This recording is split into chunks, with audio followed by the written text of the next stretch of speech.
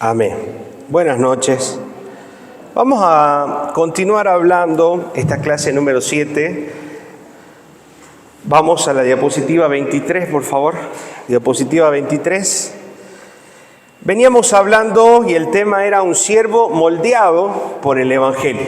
¿Amén? Clases anteriores habíamos empezado a redefinir, no porque no esté bien expuesto en la palabra el Evangelio, sino porque muchas veces hemos querido hacer una propia definición del Evangelio para nuestras vidas. Y cuando vivimos con una propia definición y no tomamos realmente la definición bíblica de lo que es el Evangelio, no estamos viviendo el verdadero Evangelio. Amén. Entonces, hemos en estas dos clases anteriores redefinido lo que es el Evangelio según la palabra del Señor. Amén.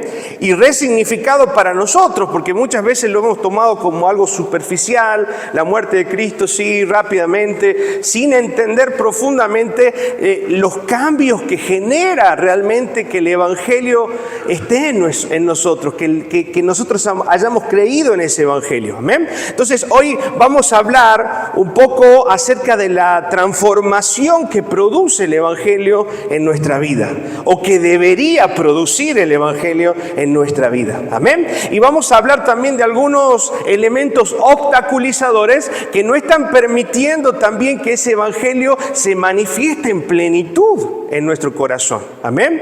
Siempre y cuando entendiendo también que el Evangelio de Cristo Jesús y el caminar dentro del Evangelio es entrar, y hoy se lo decía a los hermanos que estaban por bautizarse, en el proceso de santificación progresivo, amén, en el cual vamos creciendo en santidad, vamos creciendo en fe, vamos creciendo en fruto del Espíritu en nuestra vida, amén, y nos vamos pareciendo cada vez más a Cristo Jesús, que ese es el fin. Bien, una vida transformada por el Evangelio. La clase de hoy, continuación. Y vemos acá que dice, ¿cómo luce una vida transformada? Dios nos ha mostrado en su palabra cómo debe verse una vida transformada por el Evangelio a través de ejemplos, historias, mandamientos y principios. Amén. Es importante que tengamos en cuenta cómo la palabra del Señor y los evangelios nos ilustran de manera fiel cómo debe ser el corazón de aquellos que hemos creído en Cristo Jesús. Pero es también cierto que hay elementos que están obstaculizando o nublando la visión de poder entender cómo debe vivirse y la transformación efectiva que debe tener en nuestra vida. Vamos a ver tres elementos básicos que obstaculizan que el Evangelio pueda resplandecer en plenitud en nuestra vida y que nosotros podamos manifestar la plenitud del Evangelio. Amén.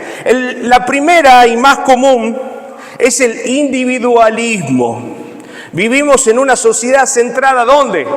En el yo. Toda esta sociedad, todo lo que venimos consumiendo en medios de comunicación, en redes sociales, todo está centrado en la satisfacción del hombre, todo está centrado en el crecimiento personal, en el ego, en el orgullo, en la arrogancia. Amén.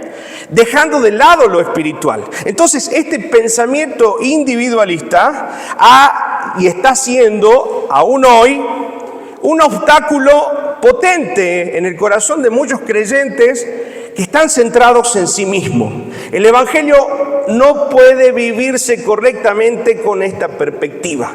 Debemos despojarnos de este pensamiento individualista, centrado en el yo, centrado en mí mismo, centrado en mi deseo, en mi satisfacción, y entender que si hemos empezado a caminar en el Evangelio de Cristo Jesús, dice su palabra, el que quiere venir en pos de mí debe negarse a sí mismo. El verdadero Evangelio es un Evangelio o es un camino de negación a nosotros mismos. Primera de Corintios capítulo 1, versículo 26 al 28. Vamos a leerlo en Reina Valera, sí, por favor.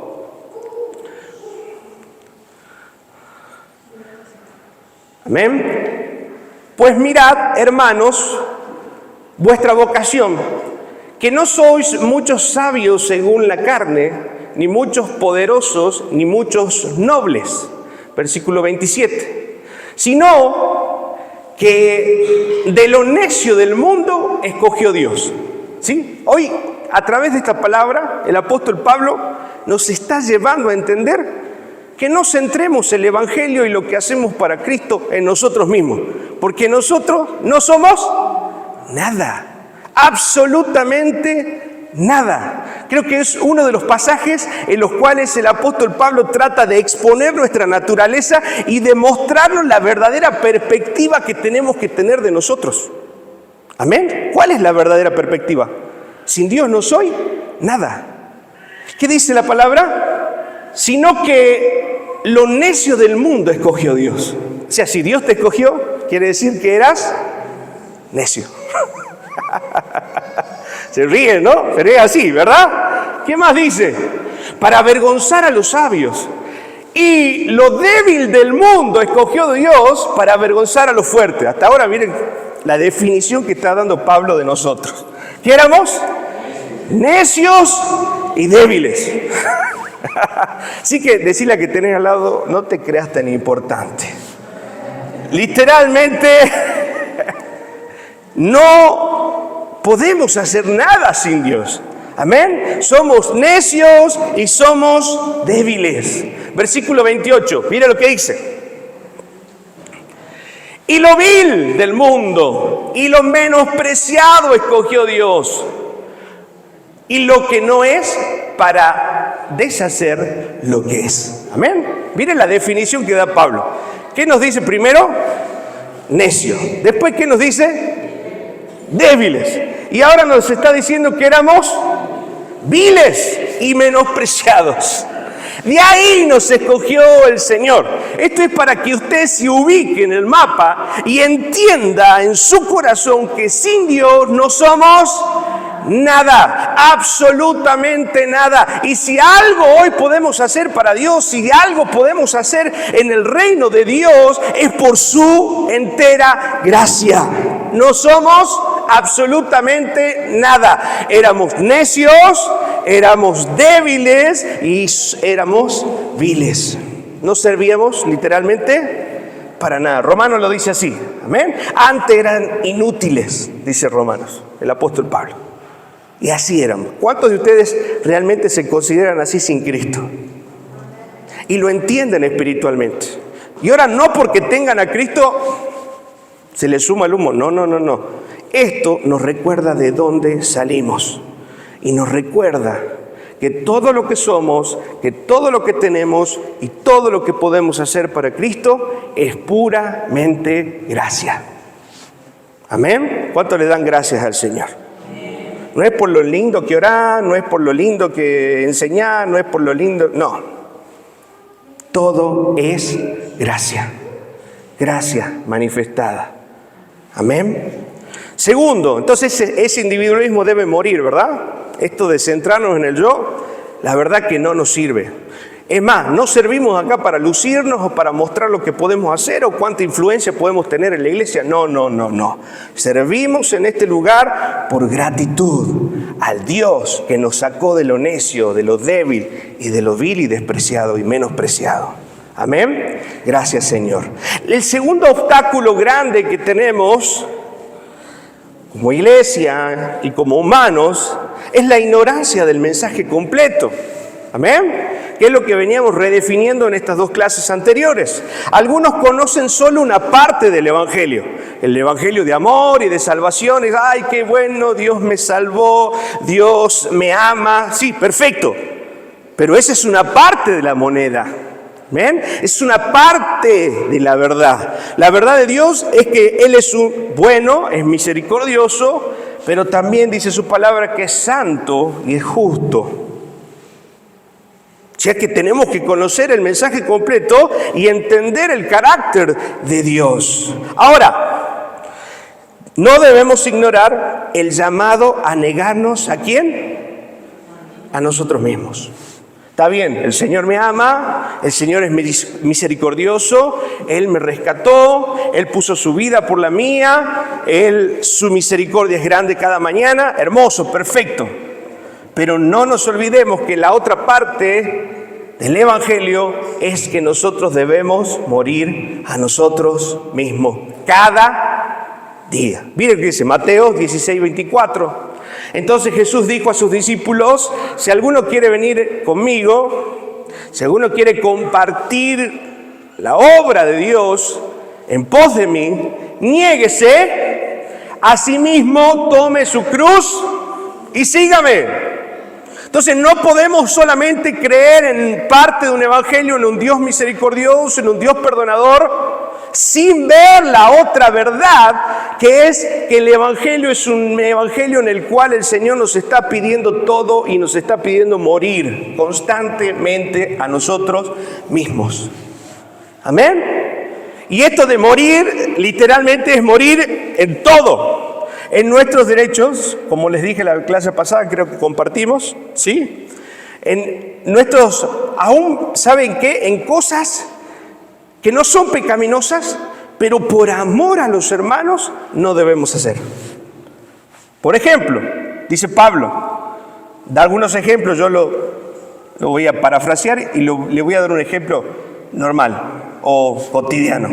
Si un hermano es débil en el alcohol y estamos compartiendo con él, ¿podemos beber con él?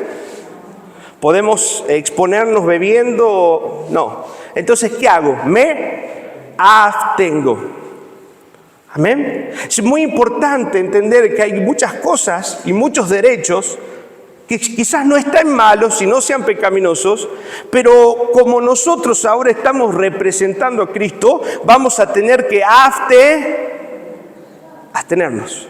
Hay lugares que no son malos o que no me afectarían a mí, pero al yo ser representante de Cristo y detrás mío venir algunos que son débiles en la fe, porque esa es la definición que Pablo da a estos hermanos que son inmaduros todavía en la fe, yo debo abstenerme.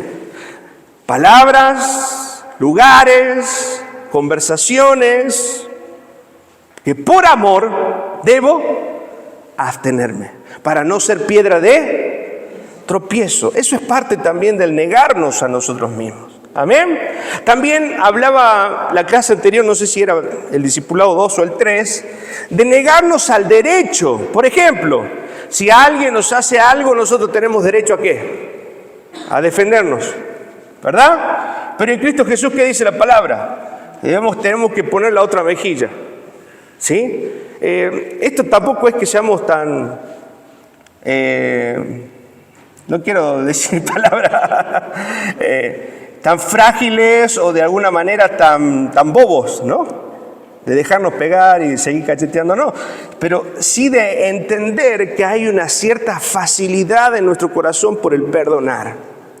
Que debe haber una predisposición natural por el hecho de creer en Cristo Jesús y de identificarnos con la cruz, en la cual nosotros debemos también tener esa predisposición como seguidores de Cristo, de perdonar como Cristo lo hizo, de tener misericordia como Cristo lo hizo.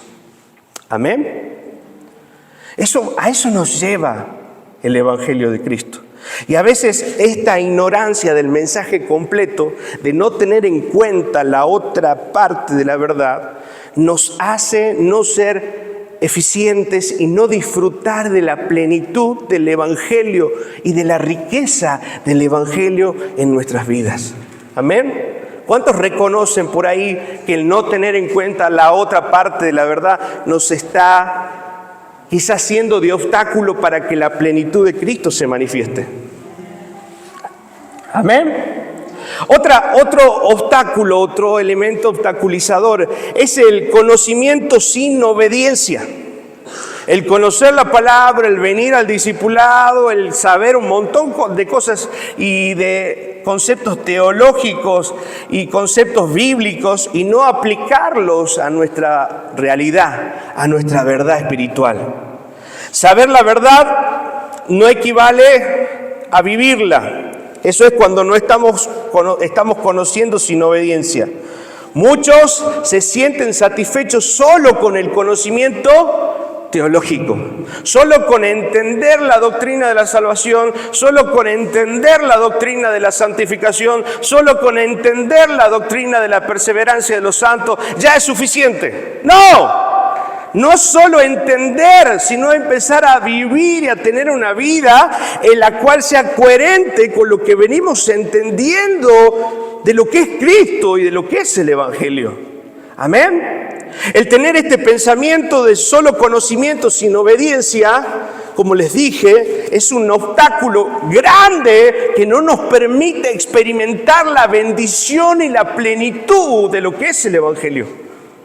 Y nos estamos perdiendo bendiciones, estamos perdiendo paz, estamos perdiendo gozo por no practicar lo que debemos practicar. Y lo sabemos, lo peor de todo es que lo entendemos, lo sabemos, lo conocemos, pero no queremos doblegar nuestro orgullo, nuestro carácter, no queremos doblegar nuestros deseos a la obediencia del Señor. Amén. Entonces debemos no solo conocer, sino empezar a vivir en obediencia lo que la palabra de Dios nos enseña. Romanos capítulo 2, versículo 13 dice, porque no son los oidores de la ley los justos ante Dios, sino los quienes, los hacedores de la ley serán justificados. Ponelo en la otra versión, por favor, Nueva Traducción Viviente. Mire, acá lo dice de una forma más clara. Dice, pues el simple acto de escuchar la ley, de escuchar la palabra, no nos hace justos ante Dios. Es obedecer la ley lo que nos hace justos ante sus ojos. ¿Me está entendiendo? No solo escuchar, no solo entender, sino empezar a vivir con nuestra vida, sufrir el cristianismo. Porque literalmente muchas veces nos toca sufrir el cristianismo. Nos toca perdonar a gente, nos toca callar por amor. Y está ahí la justicia propia, nos quiere salir y el deseo de... No. Nos toca morir al orgullo. Por eso el Evangelio también se sufre. Y lo sufre nuestra carne. Amén. Tenemos que vivir el Evangelio y sufrir el Evangelio por causa de Cristo. Porque aún por ese mensaje vamos a ser rechazados. Y si solamente usted quiere tomar la parte hermosa del Evangelio, de la salvación y de la gracia, pero está ignorando que por causa de ese Evangelio va a ser rechazado, no va a experimentar tampoco la plenitud de Cristo y de la verdad de Dios en su vida. Amén. Debemos entender entonces que no solo somos oidores, sino debemos vivir en obediencia. Y esos son los tres grandes obstaculizadores de poder experimentar y de no poder, y que nublan el entendimiento del verdadero evangelio y del verdadero fruto que Dios quiere en nuestra vida. El individualismo, la ignorancia del mensaje completo y el conocimiento sin obediencia. Amén. Ahora, componentes del evangelio que deben reflejarse en nuestra vida, o cómo debería de alguna manera caracterizarse un hombre, una mujer que está comprendiendo la verdad de Cristo, que no solo la escucha, la sabe, la enseña, sino que la vive, la sufre.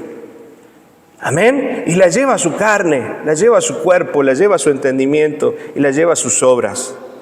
Una de las cosas que nos deben caracterizar como aquellos que estamos representando a Cristo y el Evangelio es la humillación que Cristo tuvo. Así como Cristo fue humillado, así como Cristo fue golpeado y así como Cristo, vamos a ver el ejemplo de Filipenses, descendió a la tierra por amor a nosotros siendo Dios, despojándose de todo su poder, descendió para ser un hombre, amén, en esa humillación, en esa vulnerabilidad de la cual Cristo se entregó por nosotros, así también en nosotros, dice Pablo, debe haber en ustedes el mismo sentir que hubo en Cristo Jesús. Amén. El Hijo eterno descendió, se hizo hombre. Nuestra vida también debe reflejar la humildad y la renuncia que tuvo Cristo. Renuncia, como les dije, renuncia a los derechos, renuncia a las cosas que quizás nos, entre paréntesis, a veces creemos que nos merecemos. Pero lo único que nos merecemos es la ira de Dios y la justicia de Dios. Lo único. Todo lo demás, lo que hoy estás viviendo, experimentando, el gozo, la paz, la salvación, lo que tu familia hoy está viviendo en Cristo Jesús, todo eso es gracia, gracia, gracia, gracia derramada en tu vida. Amén. Filipenses capítulo 2, versículos 6 al 8, dice: el cual, siendo en forma de Dios, hablando de Cristo, no estimó al ser igual a Dios como a cosa a que aferrarse. O sea que Él no dijo, bueno, yo soy el Hijo de Dios, me quedo en esta posición, acá estoy cómodo, acá no sufro, acá estoy bien, que pase con los humanos lo que tenga que pasar. ¿Así funcionó? No, Él no estimó al ser a Dios como una cosa que aferrarse. Versículo 7, sino que hizo, se despojó de sí mismo, de su deidad, de su poder, de su grandeza, de su omnipotencia, para volverse alguien frágil, para volverse alguien vulnerable, para volverse alguien que fue golpeado, aún por su misma creación, aún siendo Él el Dios. ¿Se imaginan? Su misma creación lo humilló. Su misma creación no lo reconoció. Su misma creación. ¿Qué necesidad tenía del Señor? Lo hizo por amor. Lo hizo por amor. Amén. Asimismo, tomando forma de siervo, hecho semejante a los hombres. Versículo 8. Y estando en la condición de hombre, se humilló a sí mismo, haciéndose obediente hasta la muerte y muerte de cruz. Esta condición de vulnerabilidad, esta condición de renuncia, porque siendo el Dios omnipotente renunció a todos sus derechos. Si Él renunció a todos sus derechos, nosotros también tenemos que aprender a renunciar a la comodidad.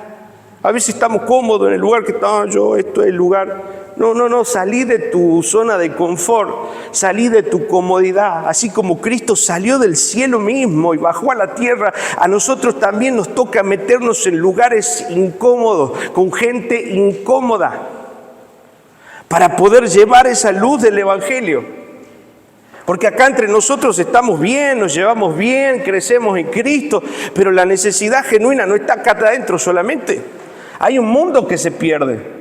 Hay gente en tu trabajo que no conoce a Jesús. Hay gente en tu familia que no conoce a Jesús. Hay gente en la calle que no conoce a Jesús. Pero estamos cómodos, no queremos salir del lugar de comodidad como Cristo lo hizo. Y con esto los muevo al evangelismo, los muevo a la compasión, los muevo a tener obras de misericordia. A ir a un hospital, a un centro de salud, un vecino que está pasando un mal momento y acercarnos y salir, renunciar a nuestra comodidad, a nuestro confort, como lo hizo Cristo. Él salió del cielo, un lugar de plenitud, sin necesidad, un lugar donde estaba en absoluta armonía con el Padre.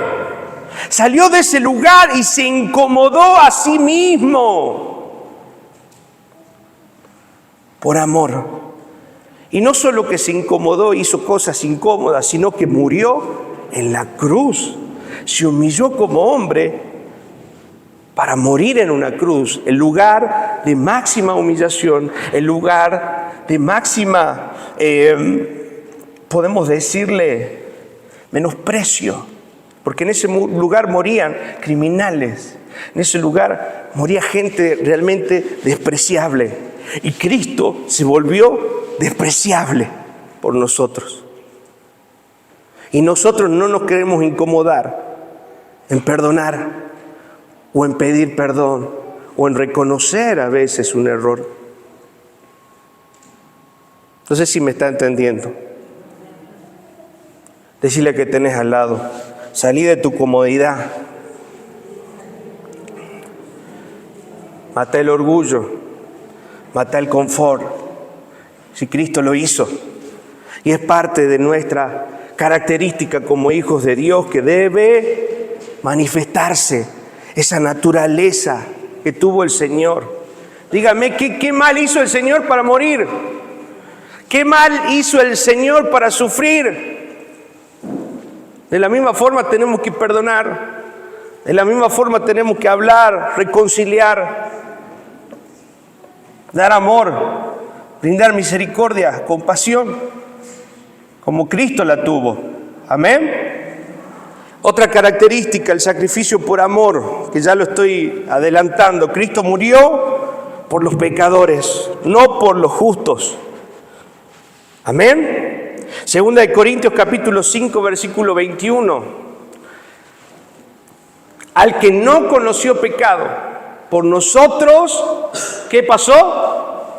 Lo hizo pecado, para que nosotros fuésemos hechos justicia de Dios en él. Amén. Ahí vemos el sacrificio del amor. Él no cometió pecado. Él era totalmente santo, justo, verdadero, puro. Pero se ensució por nosotros. Se agachó, lavó nuestros pies. Nos sacó de la mugre, de la inmundicia, de la inmoralidad, del pecado. Cada uno de ustedes sabe de dónde el Señor lo sacó. Él se ensució las manos por amor. Él se bajó y descendió a nuestro nivel, ahí donde estábamos revolcándonos con la porquería. Ahí bajó el Señor a levantarnos, de ahí bajó el Señor a rescatarnos, de ahí bajó el Señor a mostrarnos su amor. ¿Será que nosotros podamos tener también ese amor? Porque si no está esa característica en nuestro corazón, no estamos reflejando el verdadero evangelio. Estamos viviendo cómodos. No nos estamos ensuciando las manos para alcanzar a aquellos que están sucios. Preferimos no hablarlos, preferimos ignorarlos, no hablar con la prostituta, no hablar con el homosexual, no hablar con el travesti. Me voy a ensuciar, yo soy demasiado santo. Cristo se ensució, Cristo fue, Cristo los buscó, Cristo se agachó, se puso a nuestro nivel, siendo Dios. ¿Quién soy? Decite hoy, ¿quién soy yo para no hacerlo? Amén. ¿Quién soy yo para no hacerlo? El sacrificio por amor. ¿Estoy dispuesto a vivir en ese nivel de entrega? ¿En ese nivel de incomodidad? Porque si no estoy dispuesto a vivir, esto no es para nosotros, muchachos. Vamos afuera o vamos a una iglesia donde nos hablen de prosperidad, donde todo está bien, donde Dios nos va a bendecir. No importa lo que hagas ni cómo vivas, todo está bien si crees en Jesús. No, de eso no se trata el evangelio. Esta es la parte de la que no se habla mucho. Esta es la parte donde genera cierto rechazo en algunos cuando no realmente estamos siendo espirituales con la fe que estamos profesando. Amén. Otra característica, gracia sobre gracia. No merecíamos perdón, pero lo recibimos abundantemente. Amén. ¿Alguien merecía perdón acá? No. Ahora, ¿se acuerdan aquel hombre que estaba en la puerta del templo, no podía caminar, y uno de sus discípulos se acercó y que le dijo: no tengo ni oro ni plata, pero lo que tengo te doy? Yo pregunto hoy, ¿cuántos de nosotros hemos recibido gracia de Dios? ¿Cuántos de nosotros hemos recibido perdón? ¿Cuántos de nosotros hemos recibido amor y hemos hecho algo para merecerlo? No. La misma forma, de la misma manera en la que el Señor nos dio gracia, en la misma manera en la que el Señor nos dio misericordia, en la misma manera en la que Dios nos dio perdón, debemos nosotros darlo. porque representamos a Cristo. O sea que en nosotros y en nuestro lenguaje como hijos de Dios no existe la falta de perdón, no existe el no tener misericordia, no existe el no poder resolver cosas dentro de la iglesia, no existe. Porque si no podemos resolver cosas dentro del cuerpo, ¿cómo vamos a querer obrar y ser de testimonio fuera? Si dentro del cuerpo nos estamos mordiendo, si dentro del cuerpo no podemos reconciliar, si dentro del cuerpo no podemos perdonar, si dentro del cuerpo estamos recomendando no juntarnos y no hablar, porque no me cae, porque me hizo esto, porque me hizo aquello, entonces no estamos entendiendo el Evangelio, hermano. Esto no es para nosotros. Si estamos dentro del cuerpo, debemos poder reconciliarnos, debemos poder perdonarnos, debemos poder restaurarnos. No te estoy hablando de un extraño que no conoce a Cristo, porque con la gente del mundo y la gente de afuera, el perdón no exige muchas veces restauración, en el caso de amistades o relaciones. Pero cuando estamos en Cristo, no solo es un deber, sino es una obligación restaurar el cuerpo de Cristo, reconciliarnos como hermanos, dar amor, recibir amor, otorgar misericordia, otorgar gracia, como Dios nos dio gracia. Si no, no estamos reflejando el verdadero carácter y la identidad de cristiano. Entonces no se llame cristiano mejor. No peque. Si no está dispuesto a morir a su orgullo y a decir, yo me equivoqué, perdóname, o yo, perdón, o si no te hicieron nada, pero hicieron contra vos y vos vas a pedir perdón. Si no estás dispuesto a eso, no te llames cristiano. No te llames cristiano. ¿Me está entendiendo? Juan, capítulo 1, versículo 11, 16. Porque de su plenitud, ¿qué dice? Tomamos todos. Y gracia, eso es lo que Dios otorgó sobre nosotros. No solo la bendición de la salvación, sino con esa salvación nos dio una vida abundante. Y esa vida abundante es gracia sobre gracia. No solo te salvó, sino te llenó de gozo. No solo te salvó, sino que sanó tus heridas. No solo te salvó, sino que te dio una nueva vida y una nueva oportunidad. No solo te salvó, sino que te dio una nueva identidad. Eso es gracia sobre gracia. Eso es vida espiritual abundante de parte del Espíritu. Lo que Dios nos dio. Y dice su palabra que si realmente somos hijos de Dios, todos hemos tomado de esa plenitud y debemos darla y debemos otorgarla y debemos manifestarla. Dios ha tenido sobre nosotros gracia sobre gracia. ¿Me va entendiendo? Amén. Otra de las características, y son 4 las que puse, el perdón incondicional. Cristo perdonó desde la cruz. Y pregunto, ¿estoy dispuesto a perdonar incluso sin que me lo pidan? ¿Estoy dispuesto a liberar el perdón sin que estén detrás mío pidiéndolo? Estoy dispuesto a tener la facilidad y la naturalidad de perdonar, como dice la palabra, antes que el sol se ponga. Porque no quiero que crezca en mi corazón y en el corazón del hermano una raíz de amargura porque estoy cuidando el cuerpo de Cristo. Estoy dispuesto a tener ese perdón incondicional. ¿Sabe lo que significa incondicional? Yo te perdono aunque vos no me perdones. Yo te doy aunque vos no me des. No estoy esperando una condición. Si yo te perdono, entonces sí.